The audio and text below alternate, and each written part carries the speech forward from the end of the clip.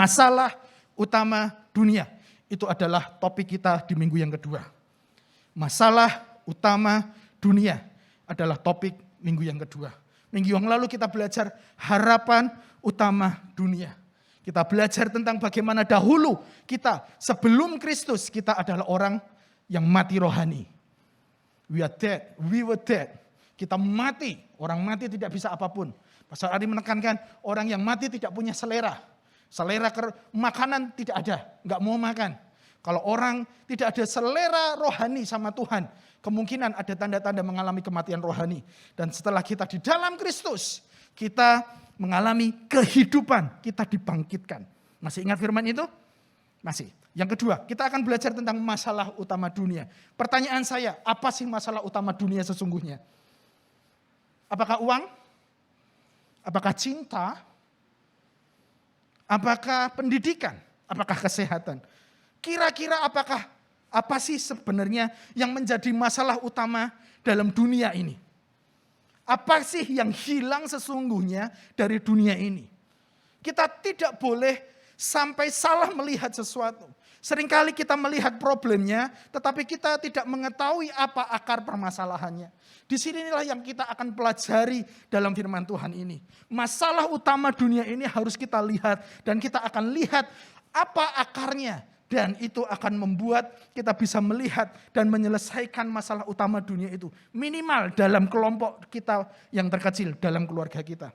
Karena masalah utama dunia itu juga terjadi dalam kehidupan kita sehari-hari sesungguhnya. Bukan hanya terjadi di antara Rusia dengan Ukraina saja, bukan. Bukan hanya terjadi ketika Perdana Menteri Jepang itu ditembak, lalu itu tidak terjadi dalam kehidupan kita. Ada satu masalah utama dunia yang bisa kita lihat secara umum, tetapi juga bisa kita temukan di sekitar kita. Masalah utama dunia yang bisa kita lihat adalah sebuah perpecahan, sebuah permisahan. Kalau kita melihat dalam kehidupan kita, begitu banyak orang terpecahkan, orang terpisahkan, orang dikelompok-kelompokkan, benar? Orang bisa terpecahkan, orang terkelompokkan karena adanya jenis kelamin yang berbeda. Jenis kelamin seringkali menjadi masalah.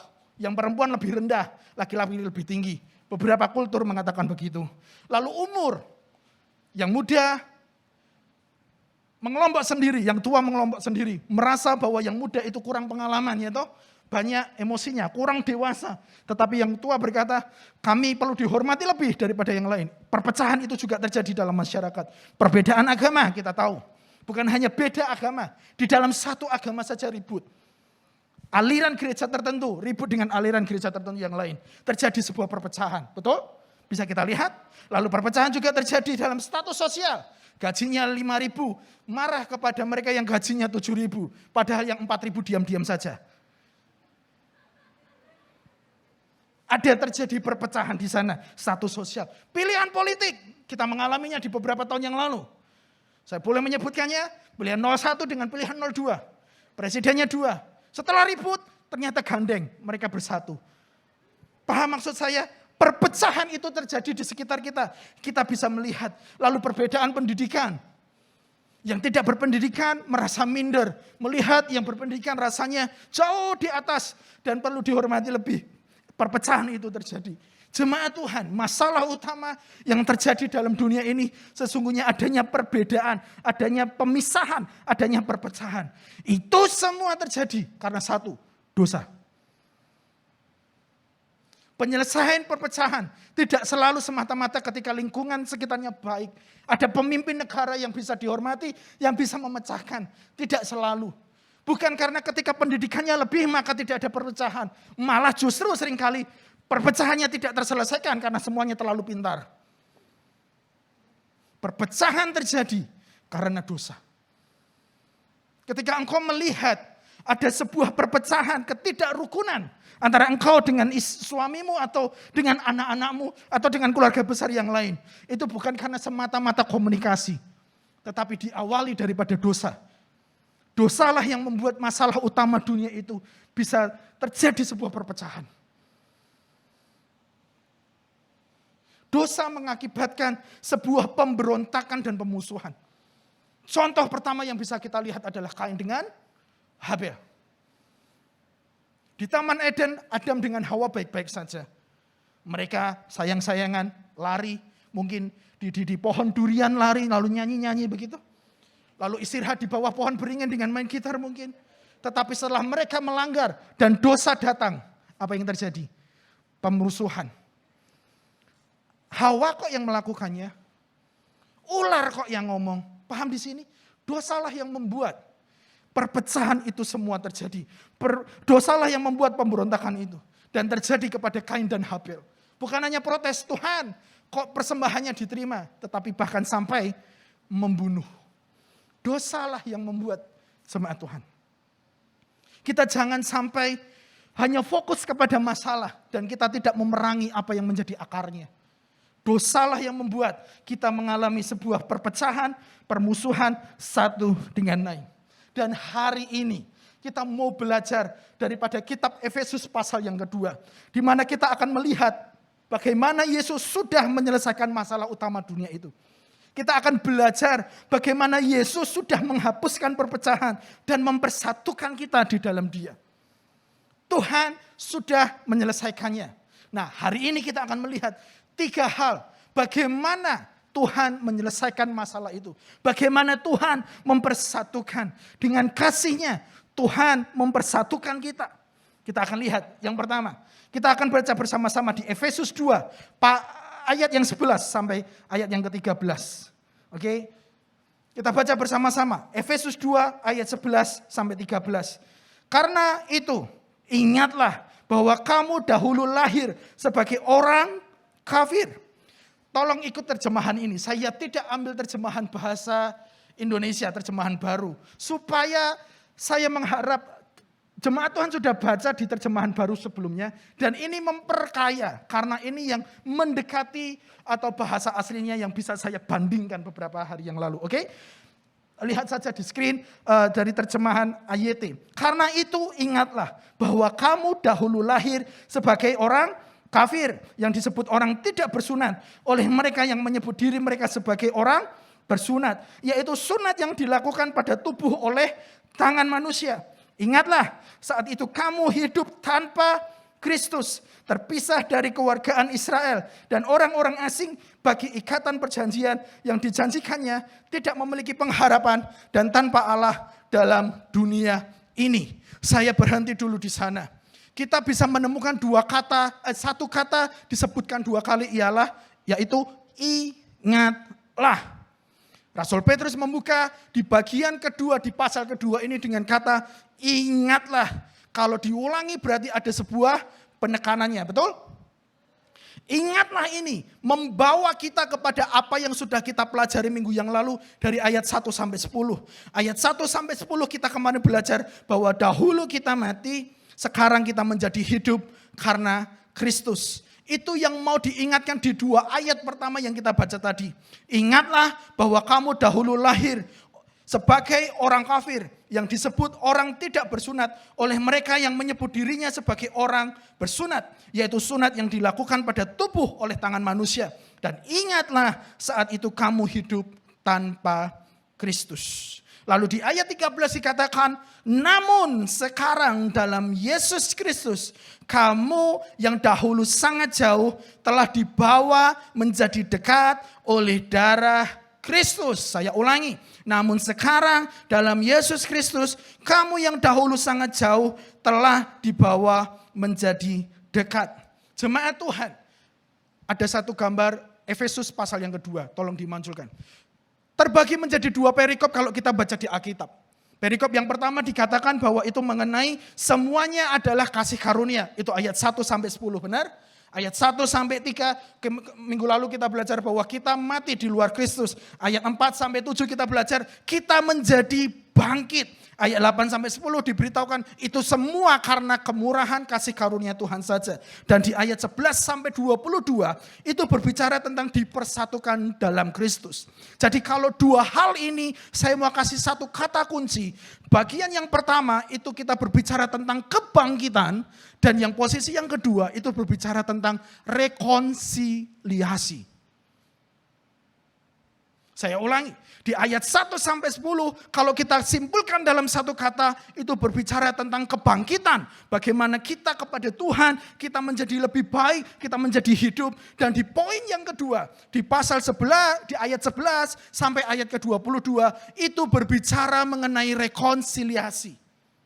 Dan itulah keselamatan di dalam Kristus. Bahwa iman kita bukan saja kita dibangkitkan supaya kita dipulihkan hubungan kita dengan Bapa di surga. Tetapi keselamatan yang Yesus lakukan adalah supaya kita mengalami rekonsiliasi satu dengan yang lain. Itulah cara Yesus menyelesaikan masalah utama dunia. Di mana perpecahan itu diselesaikan Tuhan di atas kayu salib dan mendekatkan mereka yang jauh. Mereka memasukkan yang di luar menjadi di dalam, yang jauh menjadi dekat. Tidak ada lagi pemisah. Di awal dikatakan bahwa ingatlah bagaimana engkau tentang orang yang bersunat dan tidak bersunat. Ketemu kata itu? Paulus memberitahukan kepada begini. Di dalam perjanjian lama terbagi menjadi dua. Orang Yahudi dan orang yang bukan Yahudi. Allah melihat seluruh umat manusia itu tergolong menjadi dua. Orang Yahudi dan orang yang bukan Yahudi. Orang Yahudi adalah umat pilihan Allah. Mereka menerima sesuatu privilege khusus bangsa Yahudi. Dan kita semua yang bukan Yahudi, baik Indonesia, baik India, atau negara apapun, semua tergolong menjadi satu, yaitu orang bukan Yahudi. Dan perpecahan itu terasa pada saat itu. Perpecahan itu terasa. Mereka memandang rendah mereka yang bukan Yahudi. Mereka memandang rendah mereka yang tidak bersunat. Mereka memandang mereka yang tidak dalam golongan keturunan Yahudi. Dan itu semua digantikan oleh Tuhan. Terjadi sebuah rekonsiliasi. Di mana tidak ada lagi orang Yahudi, tidak ada lagi orang bukan Yahudi. Semuanya dipersatukan oleh Tuhan. Tidak boleh lagi ada perpecahan. Tidak boleh ada lagi pemisahan. Semuanya menjadi satu. Yesus membawa orang asing. Itu poin yang pertama. Dari apa yang sudah kita baca, Yesus membawa masuk mereka orang asing. Yesus menyatukan mereka orang yang bukan Yahudi itu melalui kematiannya. Tadi di ayat 13 berkata, sekarang dalam Yesus Kristus, kamu yang dahulu sangat jauh telah dibawa menjadi dekat oleh darah Kristus. Kematian Kristus di atas kayu salib. Bukan saja untuk memperbaiki hubungan kita dengan Allah Bapa yang rusak karena dosa. Tetapi juga akan memulihkan hubungan kita satu dengan yang lain yang rusak oleh karena dosa.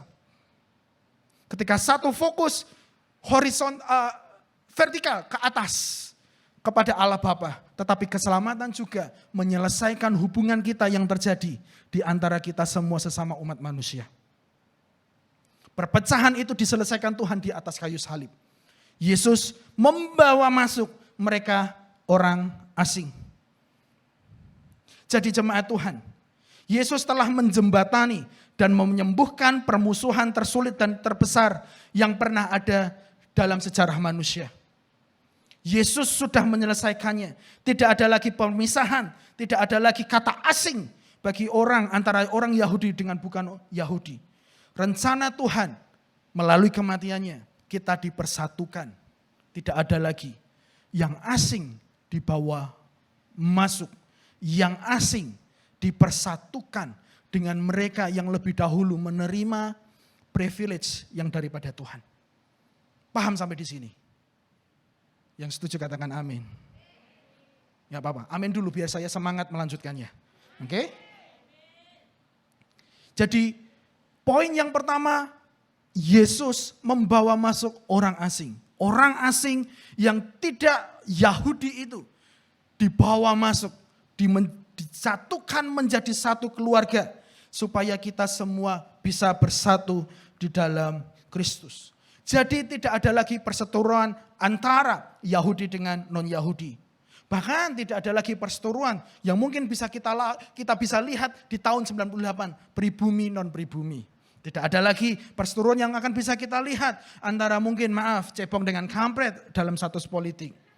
Tidak ada lagi perpecahan perseteruan antara denominasi A dengan denominasi B. Tidak ada lagi perseteruan karena Kristus sudah menyelesaikannya di atas kayu salib. Membawa rekonsiliasi satu dengan yang lain. Membawa sebuah kerukunan di tengah-tengah umat manusia, membawa sebuah pemulihan hubungan di tengah-tengah manusia.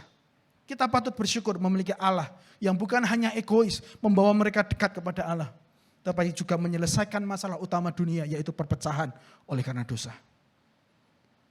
Poin yang kedua, bagaimana Yesus menyelesaikan perseteruan itu. Kita baca selanjutnya. Efesus 2 ayat 14 sampai 18 dikatakan seperti ini.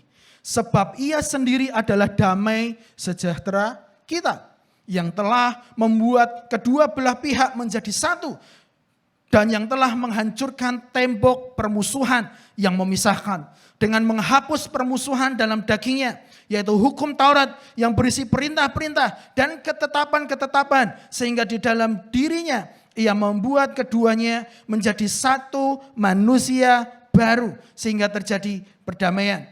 Di ayat 16 lanjut, dan mendamaikan keduanya dengan Allah dalam satu tubuh melalui salib sehingga mematikan permusuhan.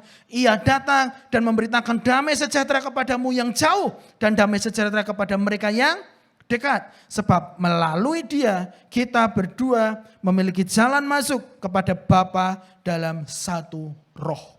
Bagaimana Yesus menyelesaikan perseteruan itu? Poin yang kedua adalah merobohkan tembok. Tembok yang Yesus robohkan. Tembok permusuhan. Tadi di ayat 14 dikatakan, ia sendiri adalah damai sejahtera kita yang telah membuat kedua belah pihak menjadi satu dan yang telah menghancurkan tembok permusuhan yang memisahkan. Kristus sudah menghancurkan tembok permusuhan itu. Kristus sudah merobohkan tembok pemisah. Saya kasih gambaran. Untuk memisahkan satu rumah dengan rumah yang lain pakai apa? Tembok. Betul? Di beberapa bagian pulau ada yang satu tembok dua rumah enggak masalah. Tetapi kalau di Jawa kan seringkali satu rumah ya punya satu tembok sendiri, rumah lain punya tembok sendiri. Tujuannya apa? Untuk memisahkan. Supaya gosip yang terjadi di rumah A tidak didengarkan oleh keluarga B.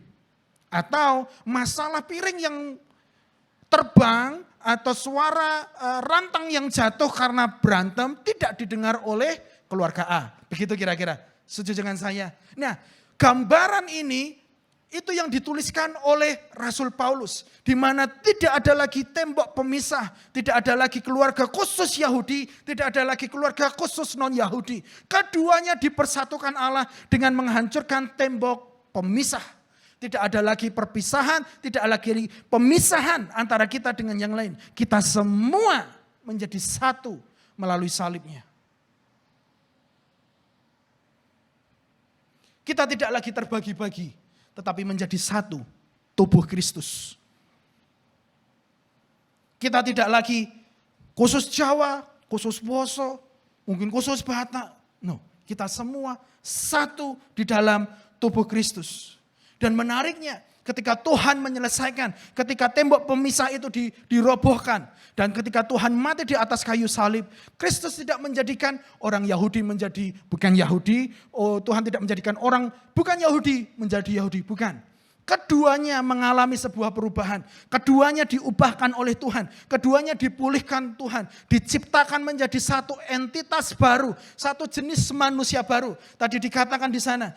Sehingga keduanya menjadi satu manusia baru.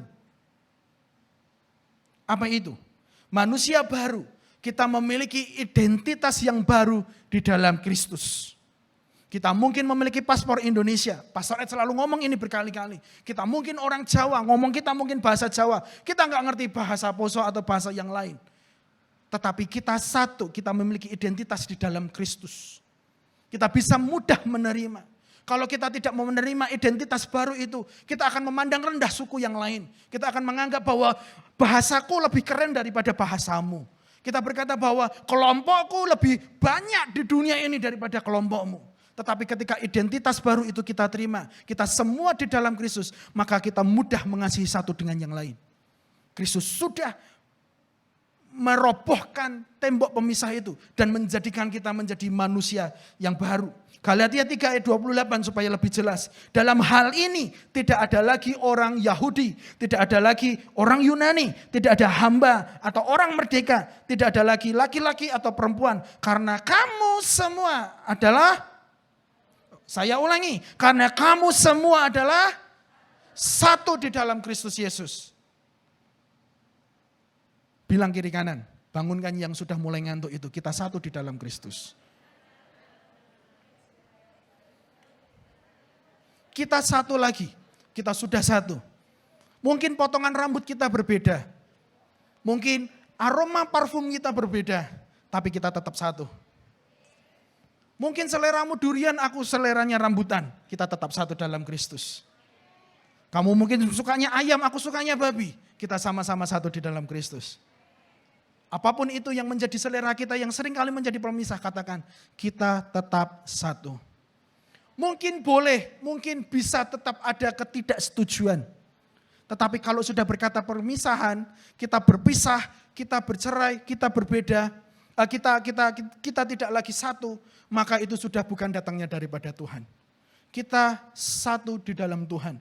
Dengan jenis perbedaan apapun yang bisa kita terima, kita tetap satu di dalam Tuhan. Karena tidak ada lagi pemisahan satu dengan yang lain. Ada dua kata yang ingin saya tunjukkan secara khusus dalam poin yang kedua ini. Kata yang pertama adalah damai sejahtera.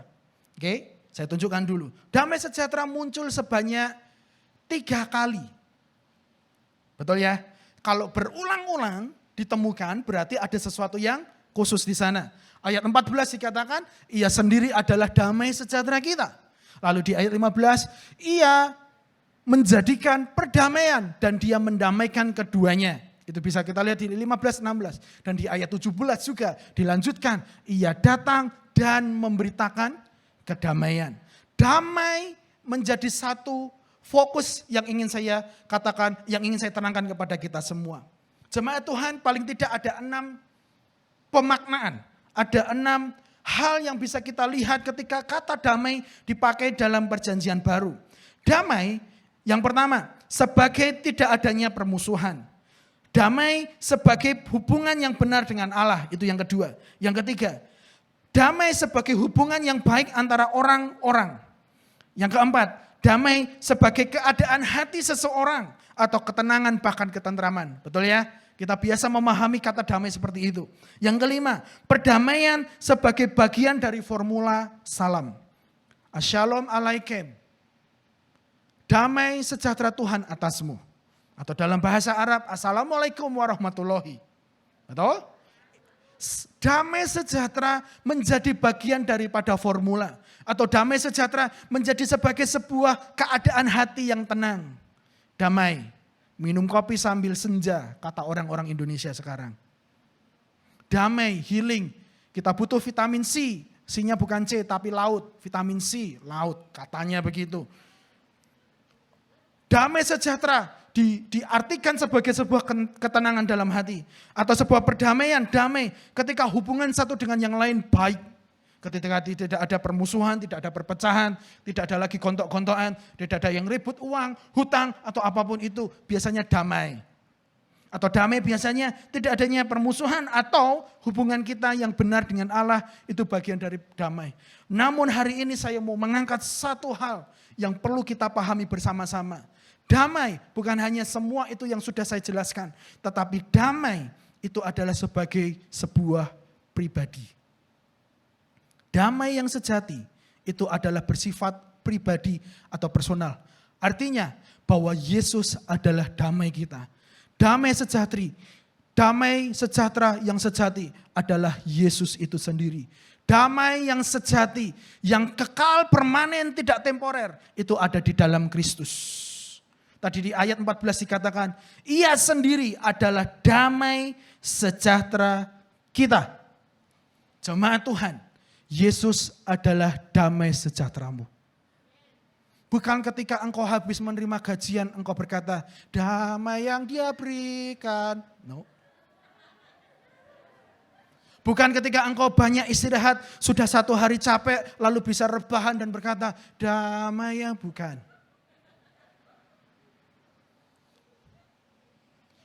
Damai bukan ketika engkau mematikan handphone dan tidak menerima telepon dari Indonesia yang meminta banyak tuntutan. Itu bukan damai.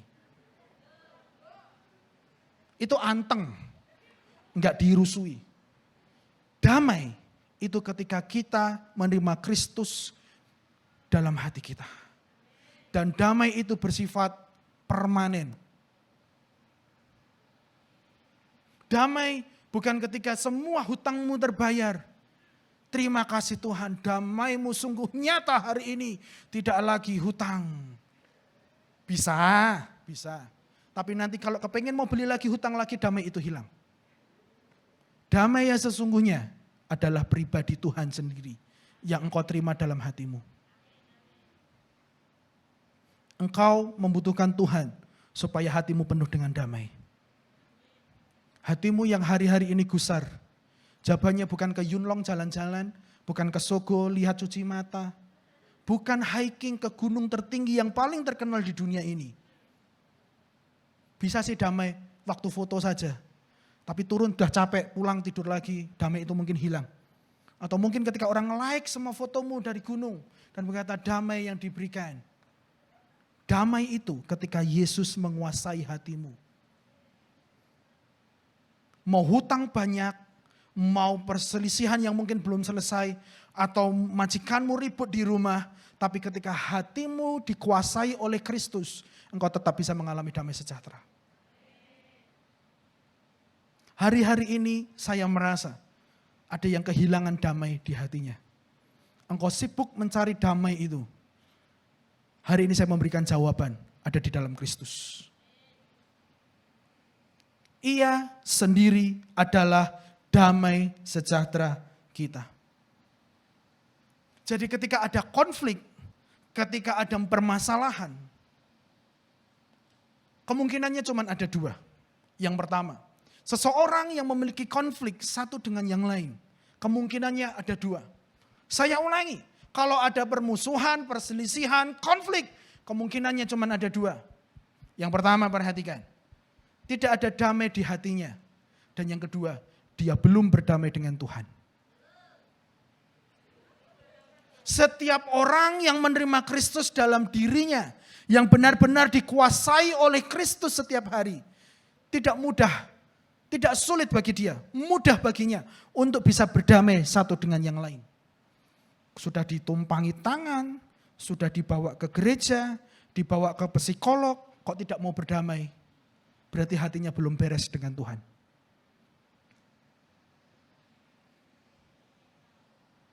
Kalau anak kita sulit berdamai dengan anak kita yang lain atau dengan anak tetangga, jangan dimarahin.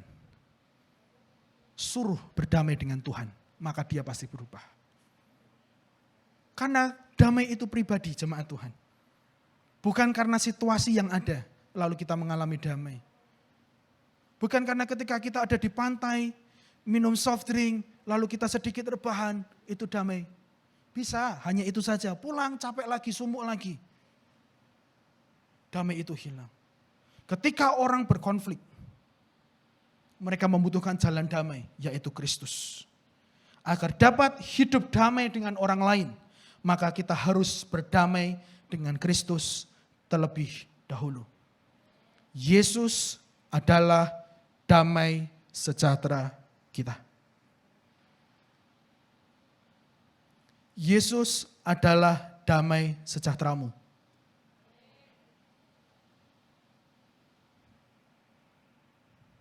Kata kedua yang ingin saya fokuskan juga, yaitu kata tembok tadi. Ia menghancurkan tembok permusuhan, ayat 14. Tembok pemisah, dialah yang memisahkan. Tembok itu sudah dihancurkan Tuhan. Jangan pernah bangun lagi tembok pemisah. Tembok itu sudah diselesaikan Tuhan, tidak ada lagi perpecahan. Jangan pernah lagi bangun tembok. Tuhan sudah menyelesaikan tembok permisahan, perpecahan yang terjadi hari-hari ini. Ketika saya berdoa di belakang, Gambar ini kuat di dalam roh saya. Kristus sudah meruntuhkan tembok perpecahan yang terjadi dalam keluargamu. Mungkin hari-hari ini kau ribut dengan keluargamu di Indonesia. Minta damai itu dan jangan pernah bangun lagi tembok.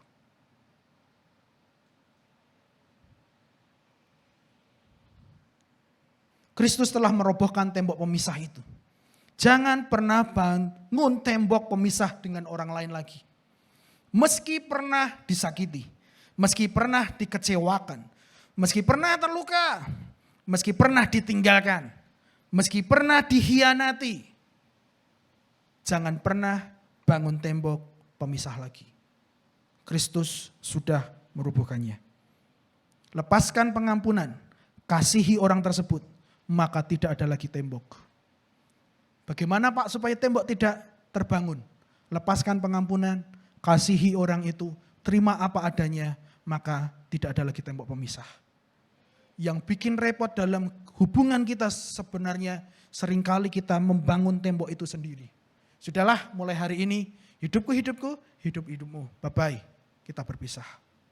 Sesungguhnya sebuah keluarga bisa disatukan. Tetapi manusia itu sendiri yang membuat tembok pemisah itu. Dan kita berkata, aku tidak mau lagi berurusan denganmu. Hari ini Roh Kudus dengan lembut berkata di hati saya, jangan pernah bangun tembok pemisah.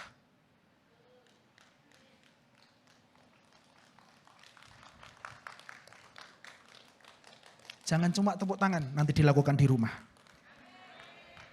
Saya gak butuh tepuk tangan, yang penting bertobat, gak lagi bermusuhan.